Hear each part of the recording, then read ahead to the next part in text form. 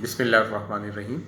मेरा नाम डॉक्टर खुर्रम शहजाद है। मैं as a senior medical officer incharge Fauji Foundation medical centre Mianwali में अपनी खिदमत सर अंजाम दे रहा हूँ। आज का जो मौजू है वो है डायबिटीज़, ज़ियाबितस या उर्फ़ आम में शुगर का मर्ज़। शुगर का मर्ज़ एक ऐसा मर्ज़ है जो कि बदकिस्मती से पूरी दुनिया और ख़ुसूसन हमारे मुल्क में बहुत तेज़ी से फैल रहा है। मुख्तलिफ़ एज ग्रुप के जो पेशेंट्स हैं डेली बेसिस पर हॉस्पिटल्स और क्लिनिक्स पर रिपोर्ट हो रहे हैं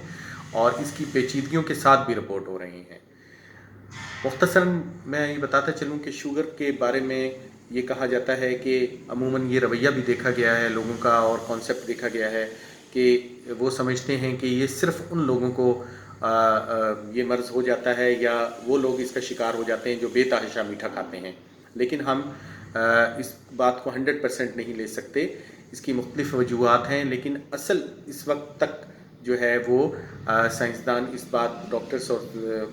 तब साइंसदान तबका जो इस बात का अंदाज़ा नहीं लगा सका है कि इसकी एग्जैक्ट असल वजह क्या है। हाँ, देखा ज़्यादातर ये गया है कि एक्सपेरिमेंट्स और तजर्बात से कि बहुत ज़्यादा ग़िज़ाई बेइतदाली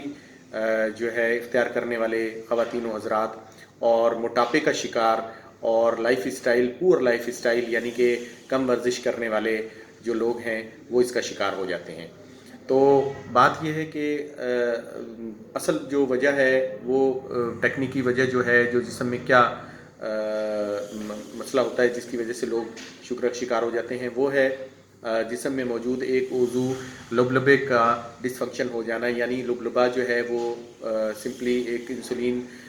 नाम का मटेरियल पैदा करता है जो जिसका काम जिस्म में मौजूद जो है वो ग़िज़ा में मौजूद ग्लूकोज जो ताकत का मेन सोर्स है जिस्म के अंदर उसको एनर्जी की सूरत में तब्दील करके जिस्म के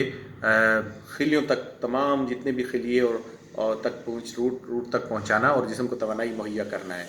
अगर ये जो सिस्टम है पूरा जो एक तिब्बी सिस्टम है बहुत लंबा, अगर वो सही तरीके से सरंजाम लुबलुबा ना दे पाए और इंसुलिन सही तरीके से काम अपना ना कर सके तो ग्लूकोज जो है वो बॉडी में जमा होना शुरू हो जाता है और बजाय ताकत की सूरत में जिस्म के आज़ा और पट्ठे और सेल में पहुंचने के वो जिस्म में जमा रहता है और आपके जिस्म के मुख्तलिफ जो ऑर्गन्स हैं वो डैमेज होना शुरू हो जाते हैं, जिसमें कोई भी ऑर्गन जो है कोई भी उज़ू आपका शामिल हो सकता है, जैसे कि दिमाग है, आँखें हैं, दिल है, गुर्दे हैं और पट्ठे हैं और जो आपकी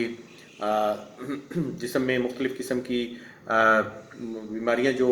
जनरल हो जाती हैं उनकी बढ़ोतरी का सबब भी बन सकता है। तो इन चीज़ों को हम शुगर की या शुगर के मर्ज़ की पेचीदगियों का होना कहते हैं। तो असल जो वजह है वो ये है कि जो रिसर्च ने ये साबित किया है कि आप अपने लाइफ स्टाइल को चेंज करके और अपनी ग़िज़ाई बेतदालियों से छुटकारा पाकर और अपनी ज़िंदगी के लाइफ स्टाइल में वर्जिश को लाकर और मतवाज़न ग़िज़ा के इस्तेमाल के साथ इस मर्ज़ के होने से बच सकते हैं। तो 100% इस चीज़ की जो श्योरिटी नहीं है कि ये तमाम चीज़ें करने के बाद भी आप बच जाएं, लेकिन उसका तनासुब बहुत ज़्यादा बचने का तनासुब बहुत ज़्यादा हो जाता है, क्योंकि ये मर्ज़ जैसे मैं आपको बता चुका हूँ पैदा होने वाले बच्चे में भी हो सकता है, छोटे से बच्चों में भी, जो कि मौरूसी तौर पे भी आ सकता है, ट्रांसफ़र हो सकता है। तो ये एक लंबी जो है डिटेल है, लेकिन मैं आम जो हमारे ख़वातीन और हज़रात हैं उनकी जो इंटरेस्ट को मद्देनज़र रखते हुए जनरल लेवल पे चीज़ें बयान करने लगा हूँ। तो इस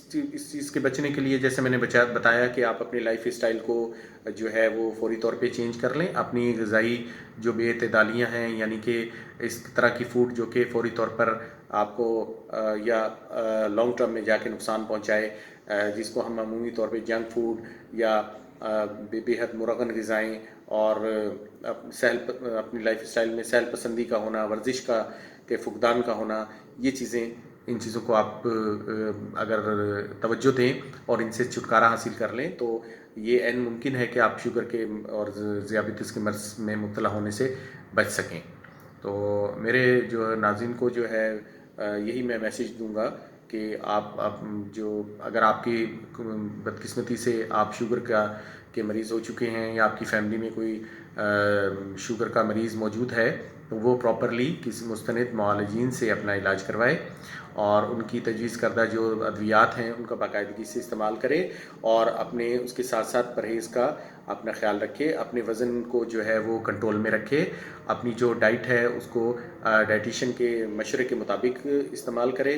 اور جو ورزش ہے وہ بتائی گئی جو ڈاکٹر ہم بتاتے ہیں جس میں چہل قدمی اور سیر اور پیدل چلنا بہت موافق ہے وہ اس کا خیال رکھے اور اپنے ذہن کو جو پرسکون رکھے، ٹینشن اور مختلف قسم کے اننیسیسری جو سوچ اور ایکسیسو تھنکنگ جو ہے ان سے جو ہے پرہیز کرے اور اپنی نیند کو مکمل طور پہ 7 سے 8 گھنٹے کی نیند وہ لے تو وہ اپنی اس مرض کی کمپلیکیشنز اور پیچیدگیوں سے بچ سکتا ہے اور اپنی زندگی کو بھرپور انداز میں گزار سکتا ہے۔ شکریہ۔